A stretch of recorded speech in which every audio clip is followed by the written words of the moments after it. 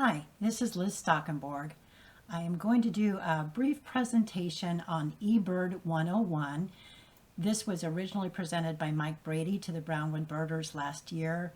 Mike is also the one who prepared this presentation. So I'm going to do it. We've got some new members, and I think it's a really helpful little guide on how to use eBird. So we talk about eBird a lot at the meetings. You know, when we go on our walks, you've heard people saying, please share the checklist, who's keeping the checklist. So this is all eBird. Have you ever wondered how many different birds you saw today? How far you walked while you were birding? How long were you out there? You can also wonder how many birds you've seen in your life, in this county, this year, for your lifetime. What other birds have people been seeing in this area? When did you last see an American robin? Or when can we see swamp sparrows? Or where can you go to see a crested kara? All of these questions can be answered through eBird. So what is eBird? It's an app from the Cornell Lab of Ornithology. Simply download it. You create an account so you can also see it on your computer. You can keep it on your phone. They work together. It's free. There's no ads. There's no subscription. Once you download the app, make sure that you create an account. And one account will get you into your eBird lists, and you can do so many things from eBird itself. Also recommend downloading Merlin Bird ID, because that will help you when you hear birds. It can help you ID what it is that you're hearing. Once you've created the app and downloaded it and created an account, you need to download a bird pack. My bird pack is Florida. I also have the Southeastern United States downloaded, but if you don't download a bird pack, Merlin and eBird are going to have a hard time knowing what birds you're likely to see because they don't know where you are. So you can make checklists to record the birds you observe, and you can ID it. You can do it in real time. Sometimes you have to do it later. Lots of times I'll take photos and I'm not sure what bird I saw. So once I have a chance to go back and look at my pictures, I can ID the bird, hopefully. And then you can add the photos and audio recordings that you may have taken. And you can also share lists with other people who may have been birding with you. eBird also keeps up with your individual checklists.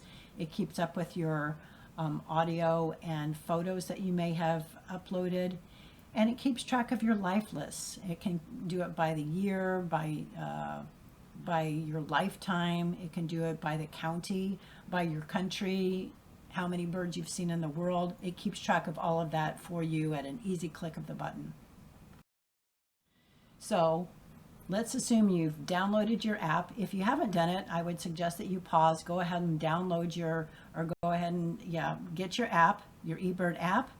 And when you're ready, start again, and we'll go through how to make a checklist. So when you're ready to start birding, you want to create a checklist. The best way to do it is to open the app. You simply touch Start on the checklist, Start Checklist. This is how the app looks when you open it up. Once you do that, you can pick your location. Sometimes I do that later, but there's a little icon at the top, and it's your location. It can do it by coordinates, but what you want to try to do is usually use the hotspot or a name if you're birding in a specific location. Hotspots are the best because other people have used them and set them up, and then people will know where to go when they're looking for maybe a bird that you've seen that was something that they would like to see. And then you start birding. So I often do my location at the end, but either way, eBird is going to ask you for your location, so you won't forget to do it. You can't submit your checklist without submitting. So then you begin recording the birds that you've seen. So let's say you saw a Canada goose. The one way to do it is just scroll down the list of birds that Merlin has identified that you might, or that eBird has identified that you might see. And here we come to Canada goose. You can click on that, and then if you tap that, it will give you one bird. Now, if you've seen 200 Canada geese, you can click on this and actually type in the number, so you don't have to click click it 200 times. You can also start typing the species. So you can type the number of birds that you saw. Let's just say we're typing in a common gallinule. So with the first two letters, there's several birds that have a CO at the beginning of their name, but it's going to eventually refine the list to the bird that you've seen, hopefully. And then you can just click on that and it will add in the numbers that you've seen.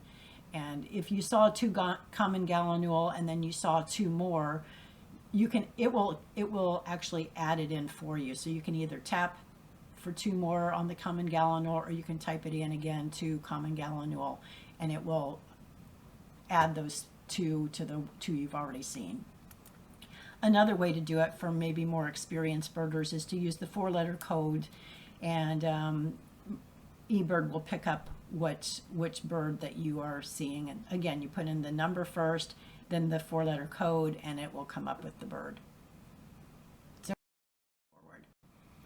forward. If you put in a wrong bird, lots of times I don't have my reading glasses on, so I may tap on something and I didn't really see what it said and it's the wrong species. You can easily clear that data just by swiping to the left, and then you can just go ahead and put in the birds that you actually saw using the methods we just previously went over. So what about these odd symbols? You might see that there's this red dot with an R next to it, which indicates that it's a rare bird. It's seen outside of its range or season. And in that case, you have to add some kind of detail. You can't submit a checklist with a rare bird unless you've made some kind of comments about how you decided that this bird was the bird you saw versus something that may be more common. And we have eBird reviewers who will look at your documentation, and sometimes they'll contact you for additional information. Obviously, the best way to document a rare bird is with a photograph. This one next to the loggerhead shrike indicates that that bird is infrequently seen, and this one next to the Florida scrub jay with the red dot means it hasn't been reported in that particular area. So you're the first person that's reported it there, apparently. If you have to add details, you just tap on, so let's say we're going to add details to the warbling vireo, tap that species name, enter the number of birds, and then it gives you a detail where you can add additional information about the bird. And if you're uncertain about it, or you're not exactly sure what you saw, you thought it was a warbling vireo, you're going to put in that you saw it. You saw, as Mike has put in here, a clear view of an imaginary bird. It's drab, lacking distinctive features. But he may have used his Merlin ID app where you can type in a species and you can look and see, could that have been my bird? And then you'll see a description of the bird. And if it matches, then you can use some of that information to type it into your details. So often we use the eBird with the Merlin Bird ID in conjunction with our lists so that we can keep accurate lists. When you are finished with your birding, you just do a little review. And the first thing you're going to do is press stop on your eBird checklist. It will ask you if you're ready to stop tracking or do you want to keep birding. So obviously you're going to make that decision, whichever it is that you're going to do. And then you have a review screen. So you can look and see that Mike, he was by himself. He birded for 45 minutes and he went 1.5 miles. He saw 22 species and he was at Paradise Park. So if there's anything he wanted to add, or maybe he needed to add another species that he forgot or ID'd one a little bit later, he can do that. And the good news is, even if you've submitted this, if you press submit and then you realize you forgot something, you can go ahead and edit that later. So it's not a problem. This traveling icon, we know that he's traveled because he went 1.5 miles. The other options are stationary, which is just when you're in one single place, like hawk watch or something, or you're an observation platform and you're just watching birds from that one place. And the other option is incidental. An incidental sighting is often something like maybe you were traveling and you saw a swallow-tailed kite and you wanted to document that sighting, but birding wasn't your really main goal. So you just happen to see it. It's an incidental sighting. You're not going to keep track of the other birds. That's how you do that. You can also share the checklist. You've seen us sharing the checklist when we do them after our walks sometimes. Make sure that you've added the number of observers, because if you only have one observer, you can't share the checklist, obviously, because there would be no one to share it with. So if you have two observers, you can share the checklist using that person's eBird username, or you can also use their email address, whichever you have, and then you share it. Once you submit it, that gets shared with your person that you've been birding with. You also get the ability to make some checklist comments, and in this case, maybe Mike was on a walk for the village birders. I kind of like to put in, if I saw some other species other than a bird, like maybe a bobcat we've seen in the villages before, or a snapping turtle, or something else that I think is interesting. A lot of people will put in the weather, like if it's a bit rainy or drizzly, if it's foggy, overcast, whatever it happens to be, and then just put in their observations from that day. You don't have to put anything in the description if you don't want to. Again, you can add species if you've forgotten anything. You can change the quantities of birds that you've seen. You can add additional comments if you feel it's necessary. And then once your checklist is complete, you can click on this yes button. That means you included and counted the birds you could ID.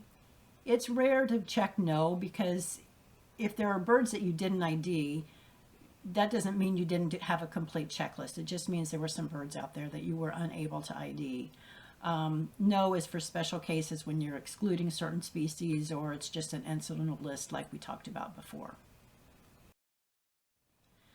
So now that that's done, what do? You've reviewed your checklist, you've added your comments. What you're going to do is go ahead and hit the submit button. It's going to come up in your checklist. So the checklist that you have submitted will come up under submitted. There's also not submitted. So if you find some that haven't been submitted, you can either delete them or submit them, depending on if you've really kept a checklist for that time. But this comes up, and the most recent place where Mike had birded is Paradise Park. And it's got a list of all the birds he saw, which ended up being 22. It's got a list of his duration of time he spent birding, and also the distance that he traveled. And what's also nice is it keeps a map for you, so you can see on this map the actual route that you took during your birding experience. So all in all, these results are aggregated with previous lists and with the eBird database. Anybody can come in and kind of see your checklist if you've made your profile public. I usually recommend to let your profile be public, because it's important for us eBirders to know where birds are being seen, and it's extremely helpful to know where we should go to look for certain birds. And we can't do that if people hide their lists. Anyway, so it shows you new lists within minutes. Then you can add your photos and audio to your list. You can't do that while you're birding. You have to wait till you've submitted your list. Then you can go back and add your audio and your photos. That's kind of another story, and maybe another eBird document, or another eBird description of how to do things, another how-to. That's probably 201. And then you can also look at your life list, your year list, etc. Basically, eBird 101. I hope you try it.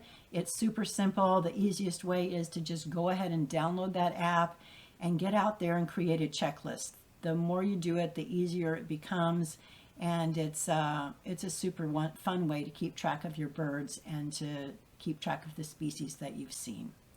So, thanks for listening.